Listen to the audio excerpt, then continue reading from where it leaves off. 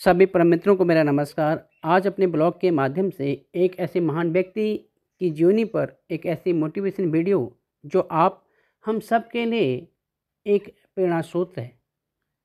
तो मैं बात कहने जा रहा हूँ सरल स्वभाव, ईमानदार और संघर्षशील व्यक्तित्व के धनी, हम सबके जनप्रिय उत्तराखंड क्रांति दल के पहले विधायक श्री जसवंत सिंह बिष्ट जी, जिनकी जीवनी कुछ कथनों और इतिहास के पन्नों और अपने बुजुर्गों की बात पे निर्भर है, जैसे कि श्री जगत सिंह बिष्ट फैदाबाद जी की बातों पर और कुछ अपने आंखों के सामने घटित कहानियों के आधार पर। हम सबको बिष्ट जी की जीवनी के ऊपर जो एक ब्लॉग आज मैं लेके आया हूँ, इससे कुछ ना कुछ सीखनी चाहिए, कुछ ना कुछ हम अपने बच्चों को बताना चाहिए। संघर्ष कहीं ना कहीं आपको ऊंचे पदान तक लेके जाता है। जिस प्रकार बिष्ट जी को एक साधारण परिवार से लेकर राजनेता तक का सफ़र कराती हैं। तो चलते हैं आगे ब्लॉग की तरफ। तो गाइज, बिष्ट जी ने लगभग पूरी ज़िंदगी संघर्ष करके समाज सेवा के लिए निछावर कर दी थी। यही संघर्ष और त्याग उन्हें एक मामूली और साधारण परिवार से राजनेता तक का सफ़र तय कराती है। और यही संघर्ष हम आप सबके लिए एक प्रेरणा का स्रोत है, जो कि हमारे आने वाले जनरेशन के लिए एक मार्मिक शिक्षाप्रद विचारधारा है। दोस्तों, स्वर्गीय जसवंत सिंह बिष्ट जी का जन्म अभी के उत्तराखंड जनपद अल्मोड़ा विकासखंड शालदे बिचला चकोट के ऐतिहासिक गांव तिमनी में 19 नवंबर 1929 को स्वर्गीय त्रिलोक सिंह बिष्ट जी और मां उदली देवी के घर में होता है। आपके जन्म के समय से आपकी माता जी काफ़ी बीमार पड़ने लगी, जिस कारण आपका पालन पोषण आपकी दादी माँ यानी कि अम्मा ने गाय का दूध पिलाकर आपको पाल पोस के बड़ा किया, और जिसके चलते आपकी सेहत में काफ़ी असर पड़ा। और आपकी दादी माँ को काफ़ी को लोगों की बात सुननी पड़ती थी। बस आपकी दादी का एक ही जवाब होता था कि भाग्य में बचना होगा तो अवश्य बचेगा। दादी की यही आज की किरण आगे चलकर अपना प्रकाश हम सब के लिए जीवन में प्रेरणा रूपी प्रकाश का सूत्र बन जाती है। आपकी प्रारंभिक शिक्षा शालदे से होती है। उस समय शालदे में कक्षा 4 तक का स्कूल था और आपने 1938 में कक्षा 4 पास करके घर की माली हालात को देखते हुए आगे की पढ़ाई के बहाने अपने ताऊ के साथ मुंबई महाराष्ट्र चले जाते हैं। मजबूर बस पढ़ाई छोड़कर आपको किसी घर में नौकरी करनी पड़ती है। माँ बाप के अकलौते पुत्र होने के नाते माँ बाप को आपकी चिंता सताने लगी, और आपकी माँ के आग्रह पर आपके पिताजी आपको लेने के लिए मुंबई चले जाते हैं और आप अपने पिताजी के साथ वापस अपने पैतृक गांव तिमनी आ जाते हैं। कुछ समय बाद आपके पिताजी की सेहत पर असर पड़ने लगता है, बीमार पड़ने लगते हैं, और 1942 में बड़ी दुख की बात है कि आपके पिताजी का देहांत हो जाता है और आपके सिर से पिताजी का साया उड़ जाता है। अब घर की सारी जिम्मेवारी आपके ऊपर हो जाती है। तब मात्र आपकी 13 वर्ष की उम्र थी। घर की जिम्मेदारियों का निर्वहन करने के लिए और साथ ही अपनी बहन लक्ष्मी देवी और तुलसी देवी की शादी की चिंता सताने लगी। और इन सब को ध्यान में रखते हुए सन 1945 में लगभग आपकी 15-16 वर्ष की उम्र थी। आप अपने गांव के वरिष्ठ लोगों के साथ रोजगार यानी नौकरी के लिए ग्वालियर चले जाते हैं। वहां आप जियाजी राव कॉटन मिल में काम सीखते हैं और श्रमिक का काम भी करना चालू कर देते हैं। अपने गांव के वरिष्ठ लोगों के साथ रहकर आपके रहन सहन की व्यवस्था सुचारू रूप से चलने लगी, जिससे आपको कोई परेशानी नहीं हुई। और जियाजी राव कॉटन मिल में श्रमिकों के साथ काम करने के साथ साथ आप मजदूर यूनियन के अध्यक्ष भी बने, और श्रमिकों के हित के लिए आपको आंदोलन अनशन भी जारी करना पड़ा समय समय पर, जिसके चलते आपको कई बार जेल भी जाना पड़ा। और यहीं से आपके अंदर एक राजनीतिक प्रेरणा जागृत होती है। सन 1938 में आप नासिक में सोशलिस्ट पार्टी में शामिल होते हैं। इससे पहले आपकी समाजवादी पार्टी के नेता राम मनोहर लोहिया से होती है, और जिससे आप काफ़ी अग्रसर होते हैं उनकी विचारधाराओं से। सन 1954 में आप आपके पैतृक गांव तिमनी में वापस आ जाते हैं। वापस आने के बाद आप खेतीबाड़ी में लग जाते हैं, समाज हित में लग जाते हैं, जन कल्याण में लग जाते हैं, कार्य हेतु प्रयत्न जन जागरण सहयोग करते रहते हैं।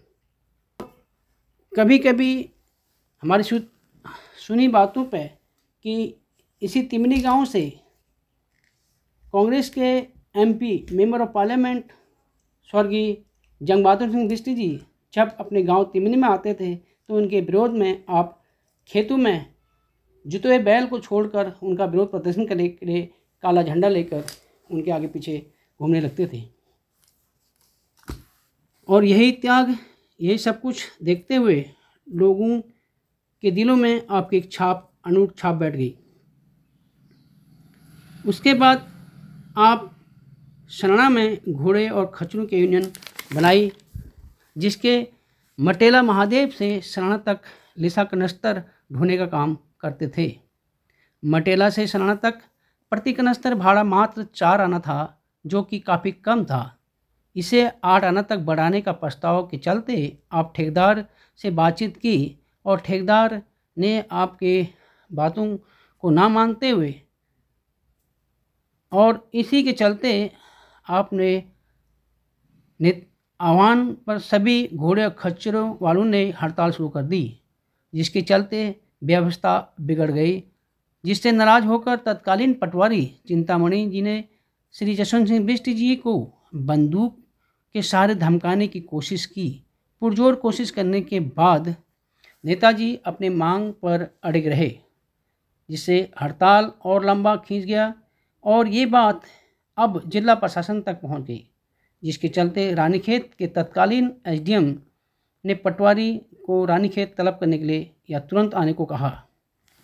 जब पटवारी जी मटेला से रानीखेत जा रहे थे तो तिमनी गांव के जंगल रुचाखाल के नज़दीक छिणाखेत नामक जगह पर बताया जाता है कि उन्हें लकवा पड़ गया और उनकी मृत्यु हो गई, और साथ ही लिसा ठेकेदार भी लकवा के शिकार हो गए। जब ये सब कुछ देखते हुए तब लिसा ठेकेदार ने श्री कुबेर सिंह बिष्ट भंडारी मासी वाले ने नेताजी की शर्तें मान ली और हड़ताल खत्म हो गई। इसी हड़ताल से स्थानीय प्रशासन काफ़ी बौखलाया हुआ था और इसी बात से लेकर नेताजी से को प्रताड़ित करने का मौका ढूंढ रहे थे। एक दिन की घटना है कि जब नेताजी अपने गांव से शालदे की तरफ जा रहे थे, तब रास्ते में एक महिला रोती हुई आ रही थी और इसी के चलते नेताजी ने उन्हें रोने का कारण पूछा तो महिला ने अपनी आपबीती बताते हुए कहा कि कंट्रोल की दुकान में 1 आना कम पड़ने से राशन नहीं दिया गया, तो बच्चे कल से भूखे हैं। तो इसी बात से नेताजी भावुक हुए और अपने साथ शालदे कंट्रोल की दुकान में उस महिला को लेके गए। दुकानदार से बात करके उन्हें 1 रुपये में 1 नाली गेहूं दिला दिया और महिला खुश हो गई।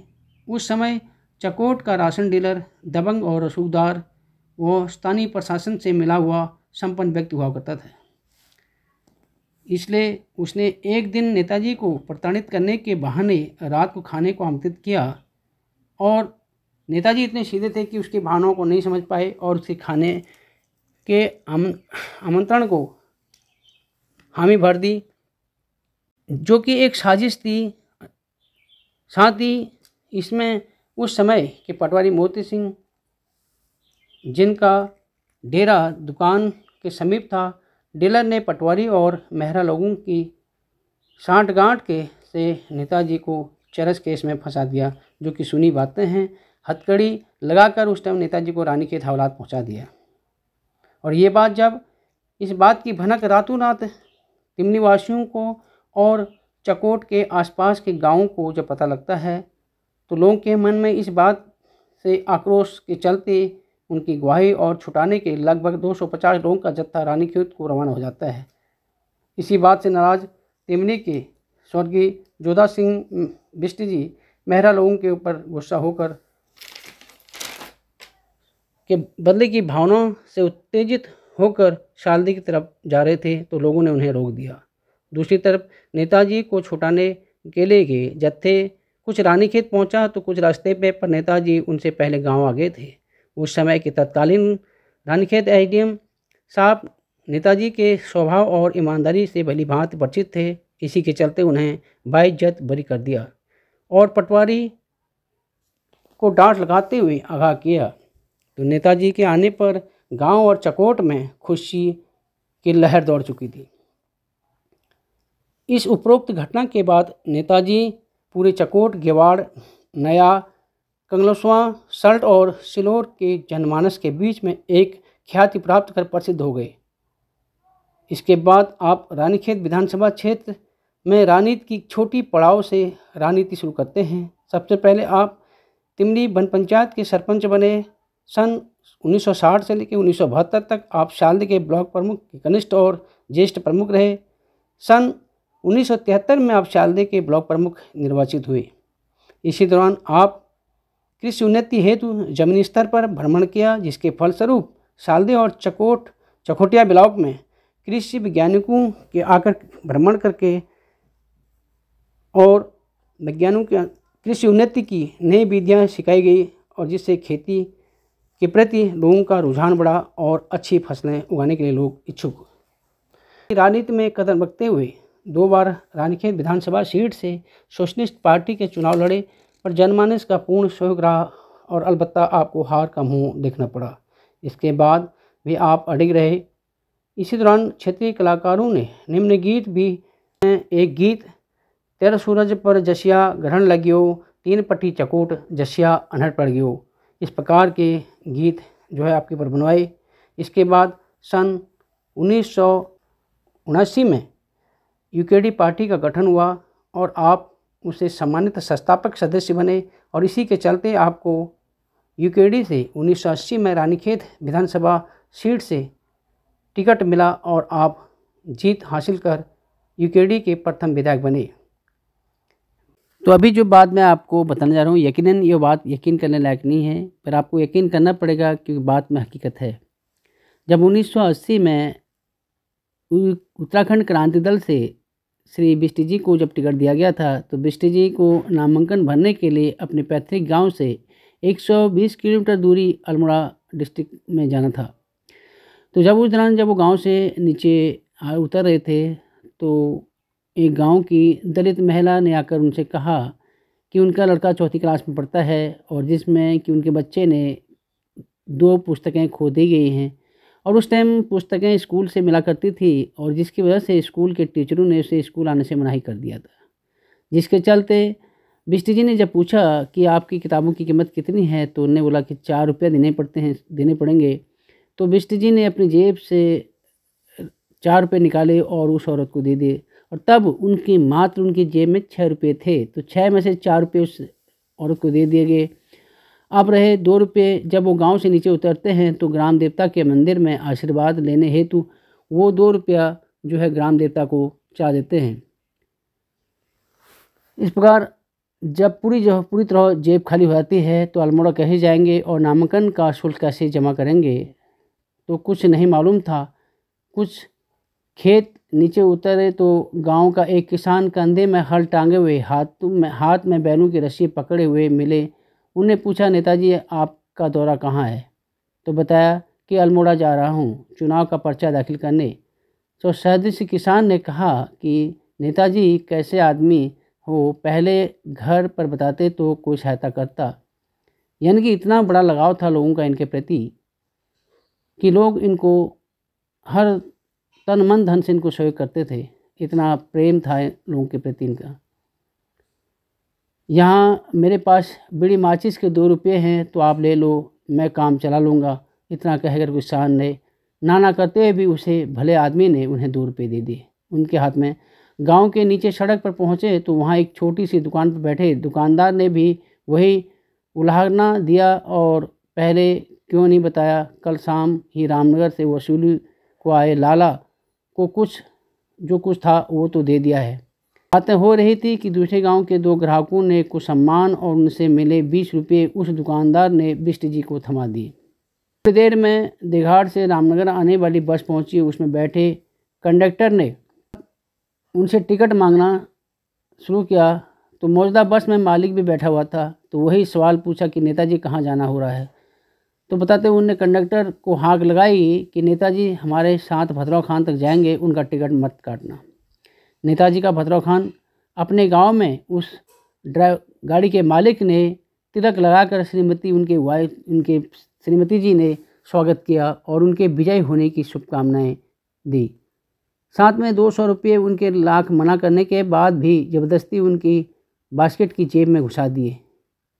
यही घट्टी के घनश्याम वर्मा भी आकर मिले और फिर दोनों तीनों लोगों ने पहुंचकर रानीखेत में केमू बस अड्डे में की बाजार की तरफ जाते हुए रास्ते में बिष्ट जी के हमउम्र खाटी कांग्रेसी नेता विधान परिषद सदस्य मिल गए।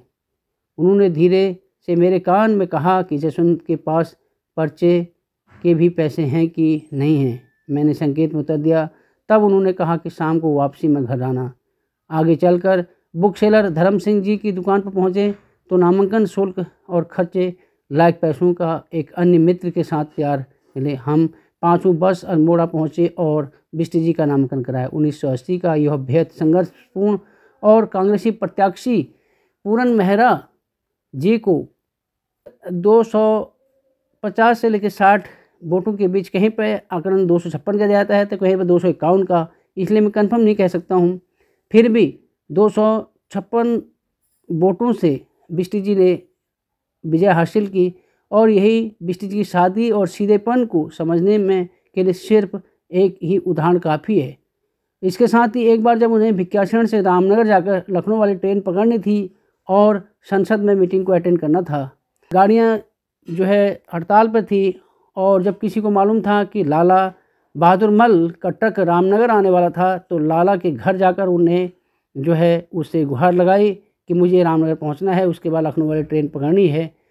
तो जिस प्रकार लाला जी के साथ उनके महिलाएं और उनके छोटे बच्चे रामनगर जाने को तैयार थे, नाम मात्र एक ट्रक था, ट्रक में सीट थी नहीं, तो इस पर बिष्ट जी ने उन्हें कहा कि मैं ऊपर टूल बॉक्स में बैठ कर जाऊँगा।